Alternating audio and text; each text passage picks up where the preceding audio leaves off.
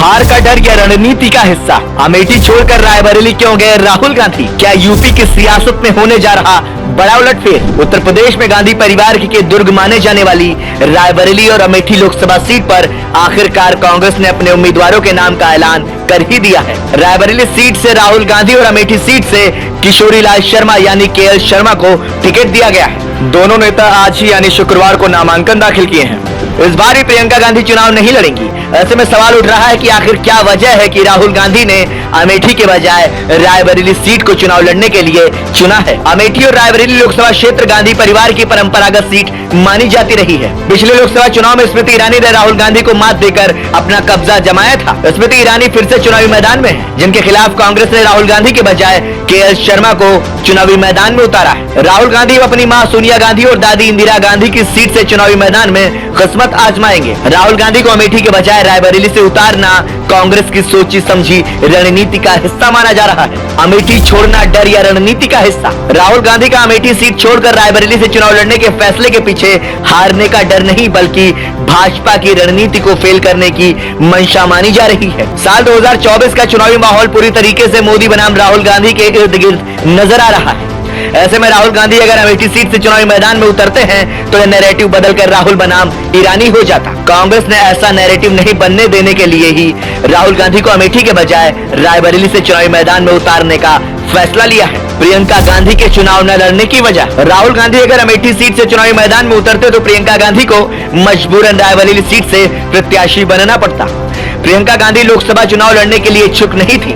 इसके पीछे वजह यह थी कि प्रियंका गांधी के चुनावी मैदान में उतरने से बीजेपी के हाथों कांग्रेस को परिवारवाद के मुद्दे पर घेरने का मौका मिल जाता। इतना ही नहीं, राहुल गांधी और प्रियंका गांधी दोनों ही चुनाव लड़ते तो फिर उनको अपनी अपनी सीटों पर व्यस्त रहना पड़ता। ऐसे में देश के अन्य भागों में भी कांग्रेस के चुनाव प्रचार अभियान के प्रभावित होने की संभावना थी। राहुल और प्रियंका द्वारा अपने क्षेत्रों में कम समय देने पर क्षेत्र के प्रति उदासीनता के आरोप लगते।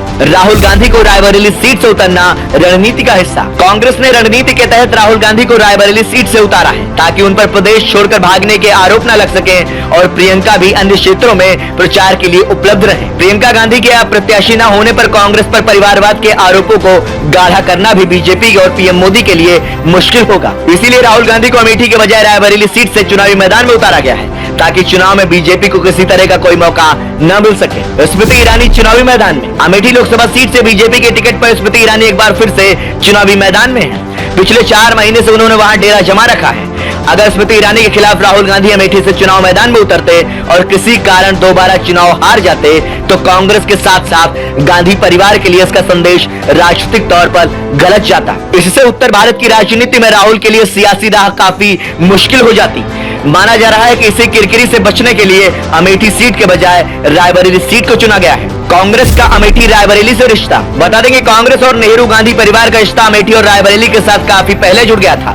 रायबरेली के साथ नेहरू गांधी परिवार का रिश्ता 4 पीढ़ियों का है और वो आजादी के पहले का है, जबकि अमेठी सीट से गांधी परिवार का लगाव 1977 से हुआ है, जब संजय गांधी चुनाव लड़े। रायबरेली से सोनिया गांधी के साथ इंदिरा गांधी के पति फिरोज गांधी चुनाव लड़े हैं और जीतकर संसद भी पहुंचे थे। उनके बाद इंदिरा गांधी ने अमेठी लोकसभा सीट को अपनी कर्मभूमि बनाई। इंदिरा गांधी ने 1967 के आम चुनाव में यहाँ से जीत हासिल की थी। इसके बाद 1971 और 1980 में सांसद बनी, जबकि साल 2004 से 2019 तक सोनिया गांधी रायबरेली सीट से सांसद रही। रायबरेली लोकसभा सीट के साथ मोतीलाल नेहरू से लेकर पंडित जवाहरलाल नेहरू और इंदिरा गांधी और उसके बाद सोनिया गांधी से नाता जुड़ा हुआ है। आजादी से पूर्व किसान आंदोलन के दौरान 7 जनवरी 1921 को मोतीलाल नेहरू ने अपने प्रतिनिधि के तौर पर पंडित जवाहरलाल नेहरू को रायबरेली भेजा था। ऐसे ही 8 अप्रैल 1930 के यूपी में दांडी मार्च यात्रा के दौरान रायबरेली को ही चुना गया था और उस समय जवाहरलाल नेहरू कांग्रेस के अध्यक्ष थे। उन्होंने अपने पिता मोतीलाल नेहरू को रायबरेली भेजा था।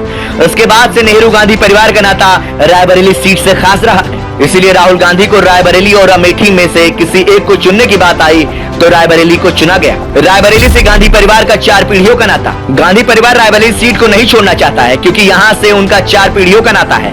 अमेठी सीट 1977 में बनी और पहली बार इसी चुनाव में संजय गांधी चुनाव मैदान में उतरे लेकिन हार गए। उसके बाद 1980 में जीतने में कामयाब रहे। उसके बाद से राजीव गांधी, सोनिया गांधी और राहुल गांधी चुनावी मैदान में उतरे। हालांकि राजीव और सोनिया गांधी अमेठी में अजेय रहे, लेकिन राहुल गांधी लगातार 3 चुनाव जीतने के बाद 2019 के लोकसभा चुनाव में हार गए। आपको बता दें 2024 के लोकसभा चुनाव में सोनिया गांधी नहीं लड़ रही हैं, क्योंकि राज्यसभा सांसद हैं और प्रियंका चुनाव लड़ने के इच्छुक नहीं हैं।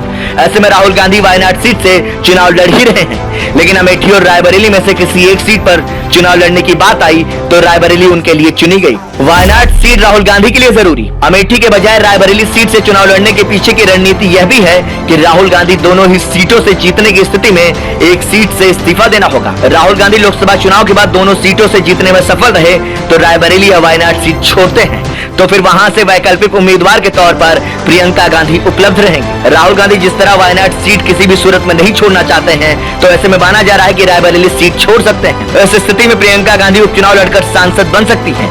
खैर अब सियासी वास्तविकता क्या होती है ये तो 4 जून को ही तय हो पाएगा। ब्यूरो रिपोर्ट, संदेश वाहक।